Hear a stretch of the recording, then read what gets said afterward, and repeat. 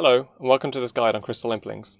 Since the release of Prif, I've been running around trying to find the most efficient way to catch these, so today I'll be sharing that with you. But first we need to talk about the Crystal Imps themselves. They require 80 Hunter to be caught by net and 90 by hand.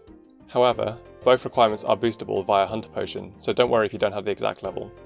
Their drop table seems to be more orientated towards Iron Men, although the seeds and the alcohols are still pretty profitable if you're a main. They also drop elite clues, which I assume is like a 1 in 25 chance, since the Dragon Impling is 1 in 50. The big ticket item that you'll get from catching these Implings is the Elven signet, which at the time of recording is going for around 20 mil. Okay, great, so how do we catch these? Since the Song of the Elves only came out last week, there's not much information on these, so I had to go collect some myself. Every Crystal Imp that I found in game, I marked the tile upon which I caught it, then took this information to Photoshop and made a heat map.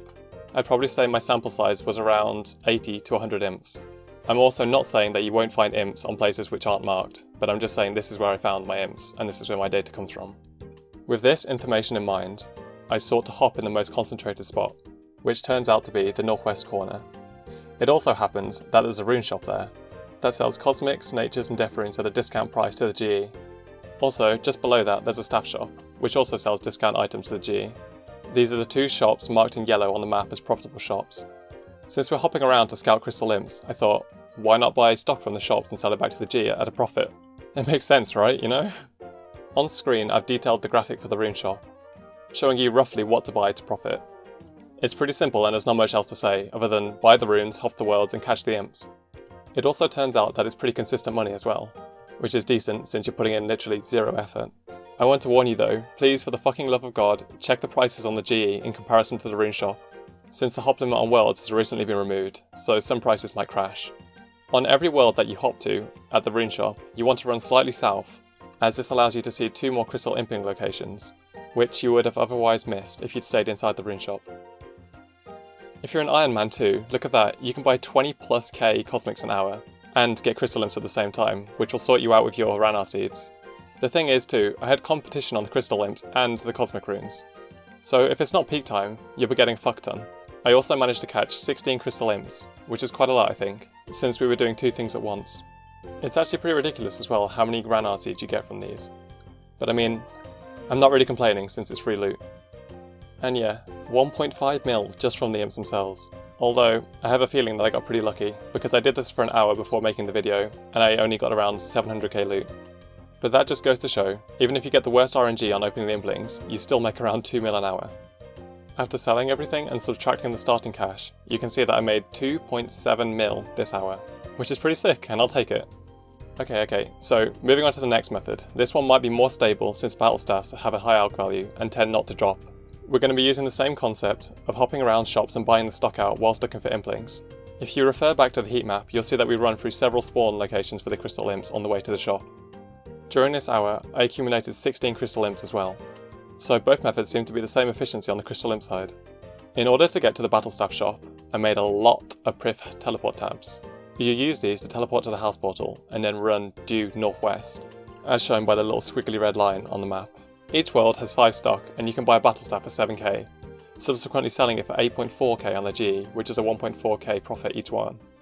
This makes each world you hop 7k profit and you can do a world in around 5 seconds. Or, if you're an Iron Man and just looking to buy the staves to do crafting, you can accumulate between 1k to 1.1k battle staffs an hour if you're going quickly. Just to note, I use dueling rings to bank, so if you've got the crafting cape, you're going to be making more money than me. At the end of the hour, I collected close to 1.1k battle staffs, and 16 Crystal Imps to go on top of that. This is where I can confirm that you do get elite clues from Crystal Imps, as on the 4th or 3rd of my inventory here, I get one. But as you can see, I only got around 600k loot from the Imps this time. All in all, after selling the loot and depositing the coins that I started with, I profited around 1.9k. 1.9 mil. But this could most definitely be higher if I got just one Ranar seed drop. So the final method that I'll share with you involves a lot of running and teleporting. It's much less AFK, but it's a solution if they put the world hopping limit back in. This method involves you running around Prif, covering the most valid spawn locations for the Imps. I made the route by looking at the heat graph I made, then subsequently looking for teleport locations around Prif in the hope that I wouldn't have to run. And this is the route I came up with, so here we go. You'll want to start north at the Spirit Tree, since you can often find imps trapped between the buildings there. Then run west through the bank and towards the maid's shop.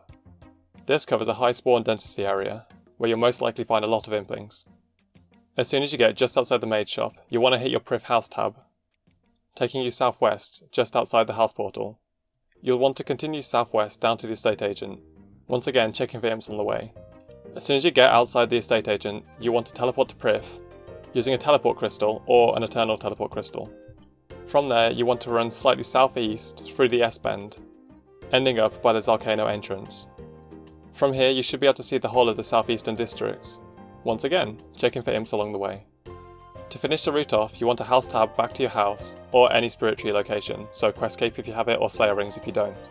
Go through the spirit tree, hit 6 on your keyboard, teleport back to Prif using the spirit tree. This is where you want to hop worlds and repeat the cycle. I'm going to be honest, I only got around 10 imps an hour doing this, but this could be down to it being peak time, or me just getting unlucky. Anyway, this is a backup route, just in case the hop limit gets fixed. So now, after watching that, you still might be thinking, hey, wheelchair, how can I make it easier for myself? Well, Runelite's your answer. There's 4 main plugins which are pretty helpful for this. NPC indicators being the most important, as it will literally highlight the Crystal Imp on your map and in-game. To turn this on, you want to search NPC indicator, turn it on in the plugin list, and type in Crystal Impling into the NPC highlight box. You'll also want it to highlight the tile that the Crystal Impling is on, and draw the name on the minimap, as this is super helpful when scouting. Having the camera zoom plugin turned on vertical zoom is really nice when you're running around Prif, as some of the papping is a bit weird. And finally, World Hopper. This plugin allows you to keybind a quick hop button onto your keyboard, so you won't even have to go to the logout tab to switch worlds. Here I have mine set to control, so all I do is hit control, if I don't see an imp, I hit control again and try the next world. It's pretty funny actually, because whilst I was editing this, I was AFK catching implings, and I managed to bag myself the Elven signet. I sold this for 22 mil for the first time. Then my friend called me over to catch one because he didn't have the hunter level, and I got another one, splitting this 2 ways. But yeah, it's pretty fucking insane. You'll also see that I killed someone catching imps and buying cosmic runes in the intro. Whilst you can hop to PvP worlds, I wouldn't recommend it. And the next clip will detail why. To be honest, I was AFK editing the graphics in Photoshop, but still that's no excuse. All in all, I think it's pretty funny and I'm not too mad, so it's all good.